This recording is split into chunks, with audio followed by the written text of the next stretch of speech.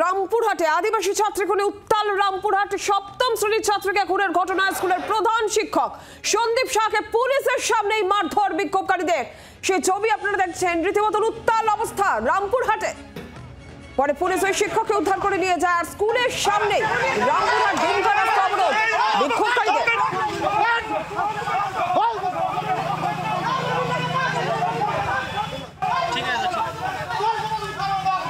রাস্তা অবরোধ করে বিক্ষোভ আদিবাসীদের।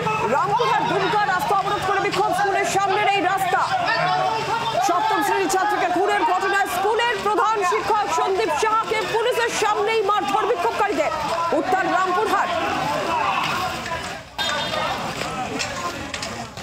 আদিবাসী ছাত্রী খুনে উত্তাল রামপুরহাট। যে ছবি দেখছেন আপনারা, আদিবাসীদের বিক্ষোভ, প্রধান শিক্ষককে পুলিশের সামনেই মারধর। পরে পুলিশ প্রধান শিক্ষককে উদ্ধার করে নিয়ে যায়। স্কুলের সামনের রাস্তা অবরোধ আদিবাসীদের।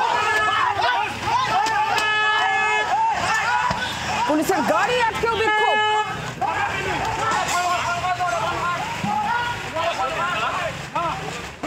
মৃত ছাত্র স্কুলে চড়াও গ্রামবাসীদের একাংশে।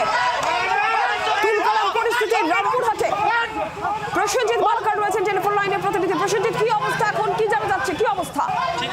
দেখো, ওই এলাকার গ্রামবাসীরা, ওই মানুষরা ক্ষিপ্ত, তারা এখনো অব্দি পথ অবরোধ করে রয়েছেন। কোনোভাবে পুলিশ ওই যে বিদ্যালয় রয়েছে, সেই বিদ্যালয়ের যে প্রধান শিক্ষক, তাকে কোনো রকম ভাবে বের করে নিয়ে যায়। এমনকি উত্তপ্ত গ্রামবাসীরা পুলিশের উপরও আক্রমণের চেষ্টা করে। তারা কোনোভাবে সেখান থেকে নিয়ে বেরোতে সক্ষম হয় এবং এলাকা এখনো পর্যন্ত যথেষ্ট উত্তপ্ত। তাদের একটাই দাবি যে স্কুলের শিক্ষক, তুমি জানো ইতিমধ্যেই স্কুলের শিক্ষককে গ্রেফতার করা হয়েছে।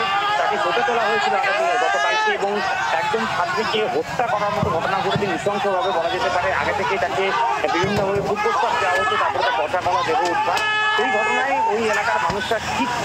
পুলিশ প্রশাসন এখন অব্দি এলাকার মানুষের সাথে কথা বলে পরিস্থিতি নিয়ন্ত্রণে আনার চেষ্টা করছেন। তাদের দাবি যে স্কুলের মধ্যে এমন ঘটনা ঘটছে, সেক্ষেত্রে দাঁড়িয়ে সকল কর্তৃপক্ষ, স্কুল কর্তৃপক্ষরা কি করে এই বিষয়টিকে এগিয়ে যেতে পারে, এই তথ্য তুলেই কার্যকরভাবে এই বিক্ষোভ পরিস্থিতি। যে ছবি আপনারা দেখতে পাচ্ছেন। বাংলার আওয়াজ, বাঙালির আবেগ, জি 24 ঘন্টা।